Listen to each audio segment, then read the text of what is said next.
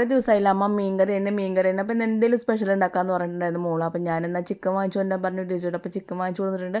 പിന്നെ ഇതേ അരി സാധനങ്ങളൊക്കെ വാങ്ങിച്ചു കൊടുത്തിട്ടുണ്ട് കേട്ടോ. അപ്പം വേഗം തന്നെ ചിക്കൻ കഴുകിയെടുക്കുകയാണ്. മസാലയൊക്കെ ആദ്യം തേച്ച് റെഡിയാക്കി വെക്കുക. അപ്പോൾ ഉച്ചയാകുമ്പോഴേക്കും നമുക്ക് വറുത്താൽ മതിയല്ലോ. ഈ ചിക്കനൊക്കെ പിന്നെ നേരത്തെ കൂടെ വറുത്ത് വെച്ച് കഴിഞ്ഞാൽ അതിൻ്റെ ടേസ്റ്റ് ആ ചൂടോടെ തന്നെ കഴിക്കുമ്പോഴല്ലേ അതിൻ്റെ ടേസ്റ്റ് ഉള്ളൂ. അപ്പം പിന്നെ ഞാനതൊക്കെ മസാലയൊക്കെ പുരട്ടി ഉപ്പും പുളിയൊക്കെ നന്നായി പിടിക്കട്ടെ എന്ന് വെച്ചിട്ട് മാറ്റി വെച്ചു. ആദ്യം വിചാരിച്ചു മന്തി ഉണ്ടാക്കാൻ ഈസി അല്ലേ. അപ്പോൾ പിന്നെ വേഗം തന്നെ മന്തി ഉണ്ടാക്കിയെടുക്കാമെന്ന് വിചാരിച്ചു. അപ്പോൾ അവൾ പറഞ്ഞു വേണ്ട, ഫ്രൈഡ് റൈസ് മതി, മിക്സഡ് ഫ്രൈഡ് റൈസ് മതി എന്ന് പറഞ്ഞു. അപ്പോൾ പിന്നെ ശരി എന്നാൽ ഓക്കെ, വേഗം തന്നെ എൻ്റെ മസാലയൊക്കെ പുരട്ടി അടച്ച് വെക്കുകയാണ്. കഷ്ണങ്ങളൊക്കെ അരിയിട്ട് അതൊക്കെ മാറ്റി വയ്ക്കുകയാണ്. പിന്നെ ഇത് അരി മുന്നേ കൂട്ടി വെള്ളത്തിലിട്ട് വെച്ചാൽ നല്ല സോഫ്റ്റ് ആവും. ചോറ് വെള്ളത്തിലിട്ടതിന് ശേഷം ഞാൻ പുറത്ത് പോയിട്ട് കുറച്ച് പണികളൊക്കെ ഉണ്ടായിരുന്നു. അത് കഴിഞ്ഞ് നല്ല വീഡിയോയ്ക്കൊക്കെ പോസ്റ്റ് ചെയ്തത് കഷ്ണങ്ങളൊക്കെ ഇങ്ങനെ അരിയാണ് കേട്ടോ.